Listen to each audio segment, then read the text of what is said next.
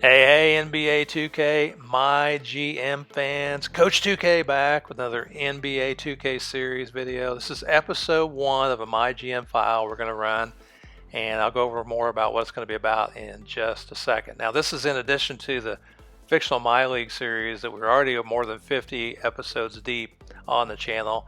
I'm going to continue that. Now, whether I continue this series or not really just depends on how well it's received by you guys, if you guys like it, and also how well I like playing it. But the thing I like about the MyGM is it's a deeper franchise experience, and gets involved with the finances, interaction with the owners and the players.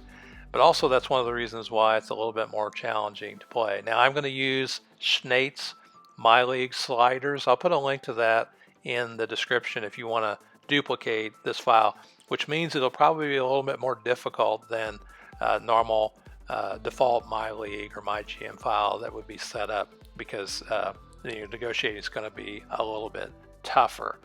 So we'll see where we go. We can go all kinds of directions with the MyGM file, but we're going to start with the Los Angeles Clippers. That's where we wanted to go first.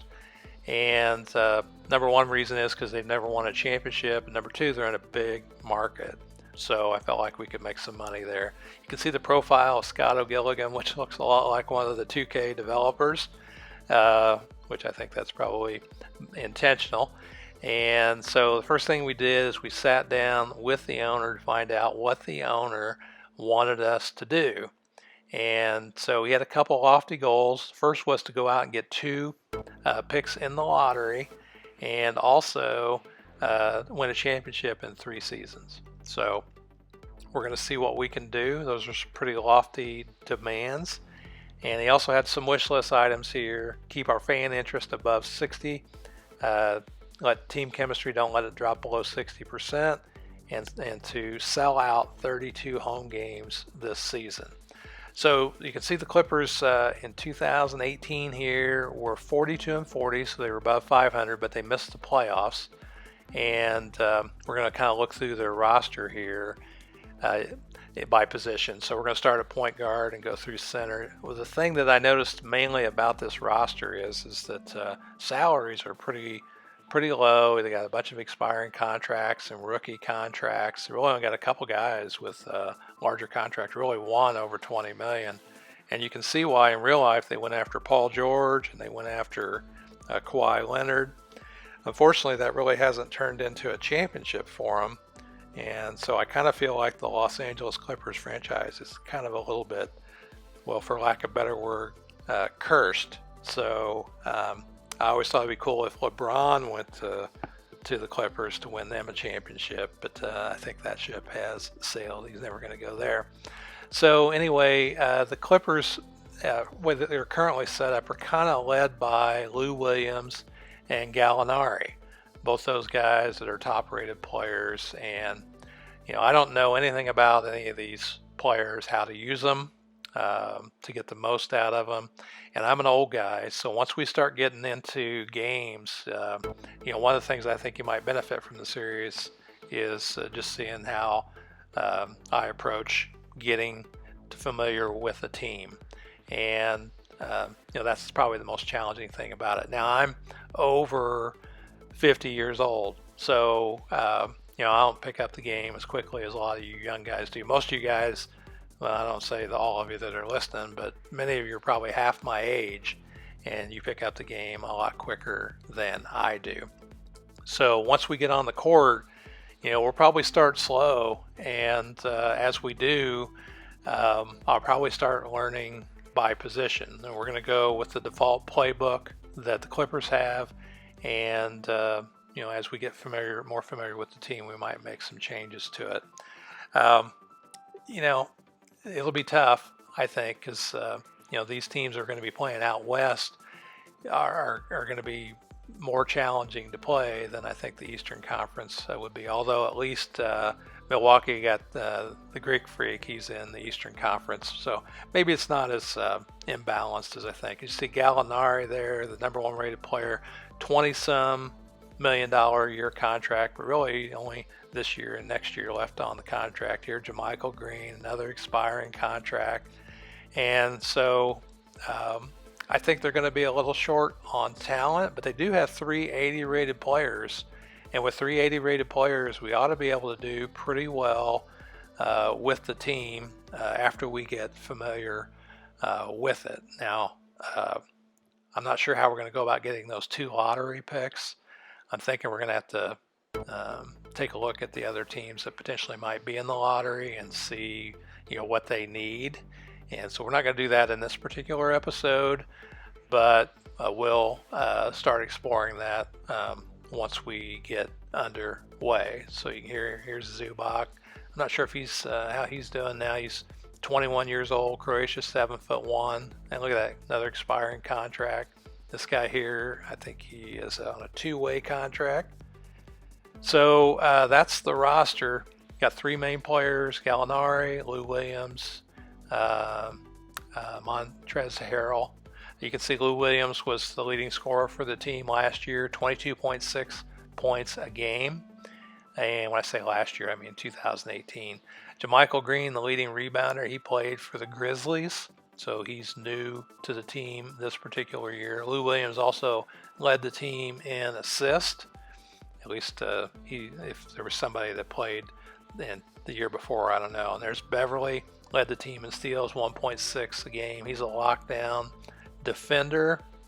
And then as far as blocks per game, Montrezl Harrell was the block leader for the team. Now, statistically, that's kind of a little background, and also the contracts. You can see here next year we're going to have $36 million under the cap, and so we're going to have some room to work with. So I think there's lots of options here, and so we're going to see what we can do with the Clippers. Here's their draft pick situation. We don't have a number 1 in the next draft, so that's going to make it more challenging. So we really, in order to make any headway, we're going to need to find those 2 picks that he'd like us to have. Here's the budget that the Clippers have, and maybe we'll explore this a little bit more detail once we get into it. And then here's the thing that I like the most probably about this is the revenue and expenses, and whether the team makes a profit or not.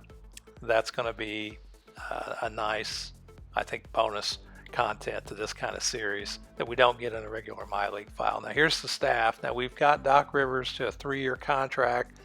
We're going to leave Doc there.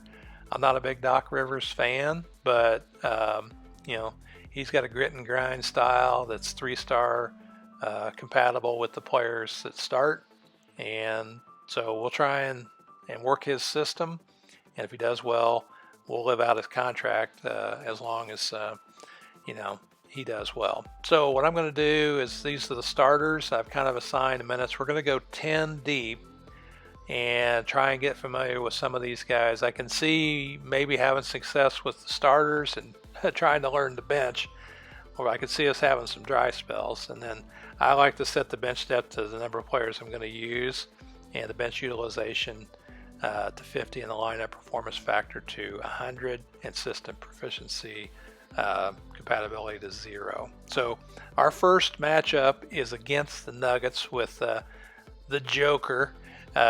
Great player out in Denver. I love Denver's team, and I remember this particular season watched them play a triple overtime game. And I can't remember who it was against now, but it was a fantastic game.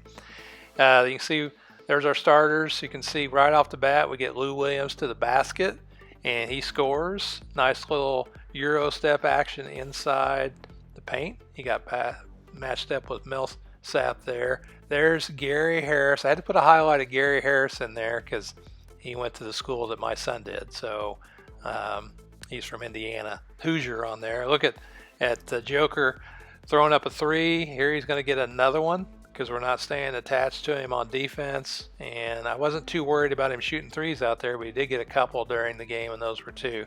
See Lou Williams on the break, getting the 3. Here off the pick and roll, he buries another one.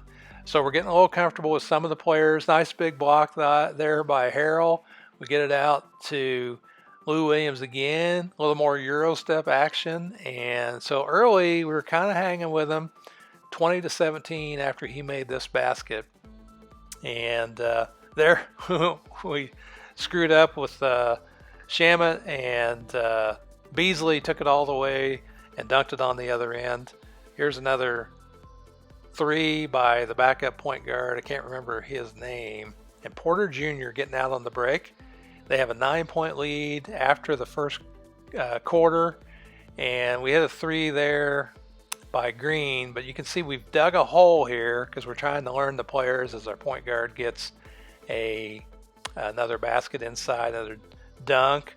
And there is Beverly getting inside. So a nice little play there. So we would get down pretty big in this game. Nice slam dunk there. At halftime, it was 58-46. So we were hanging around. I felt like if we could make a good push in the second half, and here we played pretty poor defense, and we got down 17. We missed an easy layup right away. There's Murray. I like Murray too. He's a very good player. I think he's a tough competitor in real life. And there, I think we got down 24. That was our biggest deficit. Shamit hits a three. And we'll keep trying. You know, the thing about these games is that when you play, it's easy just to get frustrated and quit when you get down big and not want to finish it. But really, I think it's when you learn the most about your team is when you're down. And a lot of times you'll surprise yourself momentum, especially if you're playing 12-minute quarters like I do.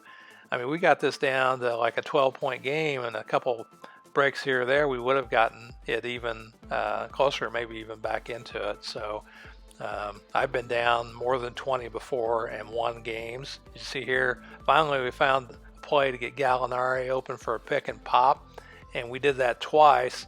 And we knocked them both down. Actually, we did it 3 times, and he didn't hit the third one. So anyway, there you can see we got it down to 13. There's Morris from the corner, buries that three, and they're back up by 18. So we had a tough time, especially rebounding against these guys and coming up with the 50-50 balls. We'd block it, it'd go back to them. We'd knock it loose, it'd go back to them. And they just killed us on the glass. So first outing, we lost by 21, 113 to 92. See, we both shot 44% from the field, but they shot 50% from three, and we struggled from the 3-point line. Turnovers weren't too bad considering it's a pretty new team. Williams had 19, Harrell had 18 points, 13 rebounds, Gallinari 14 and 10. So not a bad showing for an initial outing with these guys. So I was pretty pleased. You can see the Joker at 21 and 19, 2 for 3 from 3-point land. Millsap, who I thought played an excellent game, he had 18 and 8. So Millsap's one of my favorite players. So after the game, we were asked what our goal was, and we were honest with them. We told them we wanted to build a Clippers dynasty. And after we told them that, you get some feedback on the reaction to how everybody responds to it. And this is part of the feature of MyGM that makes it a little bit more interesting than the My League. You can see the fans love it, the players love it, the reporters love it, but the owner didn't like it. So I lost some credibility with him. So, all right, let me know in the comments what you guys think. Be sure to check out my other stuff on my channel. I am Coach 2K. I'll see you on the court in the next video. Thanks for watching.